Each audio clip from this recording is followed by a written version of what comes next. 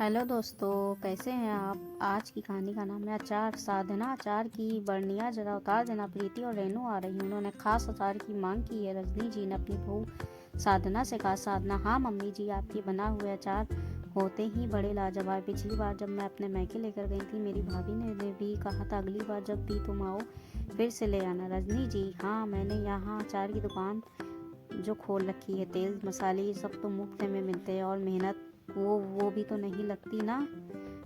अगली बार लेते आना। अरे, अपनी बेटियों के लिए बना रही हूँ, इसका मतलब ये नहीं कि अचार बनाकर बाटी करूँ। अभी वैसे भी मुझसे इतना काम नहीं होता। साधना, अपनी मम्मी जी अभी भी तो मेरी अपनी ही है ना, और आपको मैं अकेले थोड़ी ही ना बनाने दूंगी, मैं भी मदद करूंगी। रजनी जी, हाँ तो ये तुम्हारा फर्ज है। देखो साधना, मेरे तो अभी आराम करने के दिन है। ये तो बेटियाँ इतने दिनों बाद आ रही हैं तो इतना काम कर ले रही हूँ, वरना मैं तो अपने बिस्तर से ना उठूँ। साधना और कुछ नहीं कहती और वो अपनी सास की मदद करने लगती है। 2 दिन बाद साधना की दोनों नंदे आ जाती। दोनों ननंद के आते ही घर में काफ़ी चहल पहल हो जाती। दोनों बहनें पूरे दिन रजनी जी के साथ गपशप करती और साधना को फरमाइशों के दलदल में फंसा कर बाजार भी घूमने चली जाती। साधना तो हैरान थी कि रजनी जी को तो हमेशा से घुटनों में दर्द रहता था, फिर अभी ये इतनी भाग दौड़ कैसे कर रही उन्हें। उसे पता था कि अभी वो ये बेटियों के साथ इतना उछल तो रही हैं। अचार फिर उनके जाते ही एक साथ कई सारी बीमारियां लेकर बैठ जाएंगी। अगर वो अभी कुछ भी कहती, सभी को लगता कि वो सबकी खुशियों से जल रही है। एक रात सभी खाने बैठे। आज खाना प्रीति और रेनू की पसंद का ही बना था। कड़ी भी बनी थी दोनों बहनों के लिए, पर कड़ी साधना को बिल्कुल भी पसंद नहीं थी, इसलिए उसने अपने लिए दाल बनाई थी। खाते वक्त प्रीति, साधना सिर्फ कड़ी बनाया है। साधना, नहीं दीदी, मटर पनीर पालक भी है, ये लीजिए। प्रीति, ठीक है, पर आज मुझे कड़ी खाने का मन बिल्कुल भी नहीं है। तो दाल होती तो अच्छा होता। याद है आप जो काली दाल बनाती थी माँ, मुझे उसका स्वाद आज भी याद है। रजनी जी, कोई बात नहीं बेटा, जो तुझे अभी कड़ी खाने का मन नहीं है बहू बना देगी काली दाल। जा साधना बना ला। साधना, पर मम्मी जी अभी काली दाल बनाने में तो काफ़ी समय चला जाएगा, तब सब की भूख भी मर जाएगी। मुझे कड़ी पसंद नहीं तो मैं अपने लिए दाल बनाई है, वही दे दूँ। रजनी जी, साधना, काम चोरी करना तो कोई तुझसे सीखे। अभी अचार, अगर काली दाल खाने का मन हो रहा है मेरी बेटी को, तो वो बात तेरे बात मेरे लिए अहमियत रखती है, जैसे तुम्हारे लिए तुम्हारी काम चोरी अहमियत रखती है। तो तुम करो अपनी काम चोरी और मैं बनाती हूँ दाल। तभी वहाँ बैठे साधना का पति और रजनी जी का बेटा मनोज कहता है, ये क्या कह रही हो माँ, 10 बज रहे हैं, अभी कब दाल बनेगी और कब खाएंगे आप लोग। ठीक ही तो कह रही है साधना, जो है उसी को खा लो दीदी, कल बन जाएगा काली दाल। और क्या रेनू, वाह माँ, साधना तो कितनी लकी है जो उसे मेरे भाई जैसा पति मिला है। एक हमारे पति जो अपनी माँ के आगे सांस तक ना ले, उनके मर्जी के खिलाफ उनके खिलाफ बोलने की भी तो बात दूर ही रही।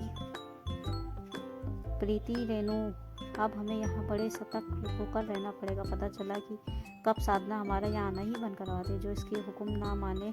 रजनी जी, तेरी माँ मरी नहीं अभी तक जो इसका हुक्म चलेगा। एक ये लाख कर ले मेरे बेटे को अपने वश में, पर मुझे वश में करना इतना आसान नहीं। वैसे भी इस घर में इसे अपनी अहमियत पता है।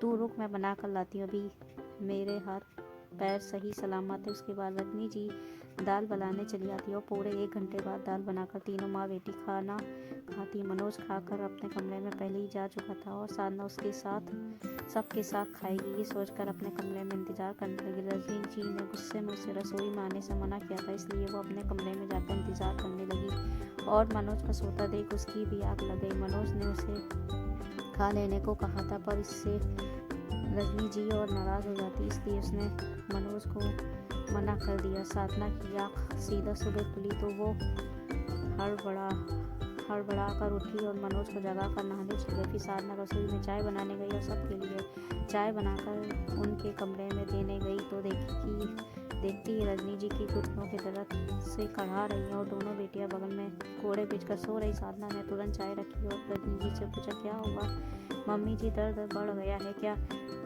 लाइए मैं मालिश कर देती, ये कहकर वो जैसे ही मालिश करने करने गई, उसने देखा कि रजनी जी का घुटना काफ़ी सूजा हुआ। साधना, मम्मी जी आपके तो घुटनों में काफ़ी सूजन है, चलिए हम डॉक्टर के पास चलते हैं। तभी दोनों बहनें जाग गईं और पूछती, क्या हुआ माँ?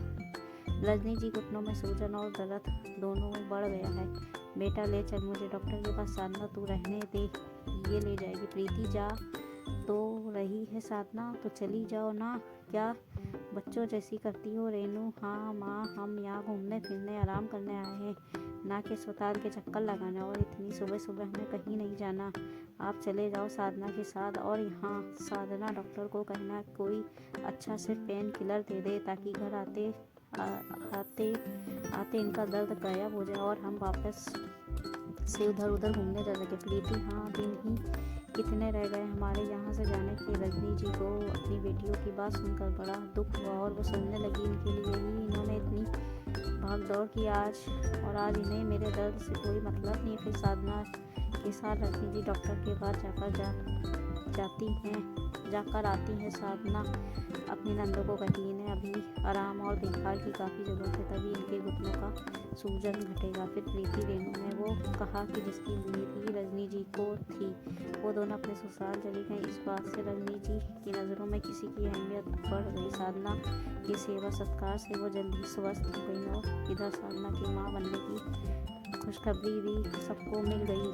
समय बीतता गया। आज साधना की गोद भराई की रस्म चल रही थी। प्रीति और रेनू भी आई हुई थी। प्रीति, माँ बच्चे का बहाना बनाकर ये आराम करना चाहेगी, पर आप बिल्कुल भी मत सुनना, काम और बच्चे सभी कुछ हर औरत को संभालना पड़ता है। रेनू, हाँ, अपने सेहत का ध्यान रखना, इसके चक्कर में आप बीमार मत पड़ जाना। जब से आए हैं हम बस देख रहे हैं आप इसकी खातिरदारी में लगी हो। रजनी जी ने, तुम दोनों अपने ज्ञान अपने पास रखो, तुम दोनों के बच्चे भी तो यहीं हुए हैं ना मेरे पास भी। तुम दोनों ने भी कम खातिरदारी नहीं करवाई अपनी, पर जब माँ को तुम्हारी सेवा की जरूरत थी तब तुम भाग खड़ी हुई। अब मेरे जीवन में तुम लोगों से ज़्यादा साधना की अहमियत है, जो सुख दुख में मेरे साथ खड़ी रहती है। बहुत प्यार कर लिया अपनी दोनों बेटियों को, अब तीसरी बेटी की बारी यहाँ रस्मों में आई हो तो इन्हें निभाओ और अपने अपने घर जाओ। ये कहकर रजनी जी जूस का गिलास साधना को थमाकर उससे प्यार से पिलाने लगी, और प्रीति, रेनू वहीं बैठे हुए अपनी माँ की बदली अहमियत में बदला हुआ किरदार देखने लगी। ये वीडियो अच्छी लगी हो तो प्लीज़ वीडियो को लाइक कर दीजिएगा, चैनल को सब्सक्राइब कर दीजिएगा, और मिलते हैं नेक्स्ट वीडियो में। तब तक के लिए अपना ख्याल रखिएगा। अल्लाह हाफिज़।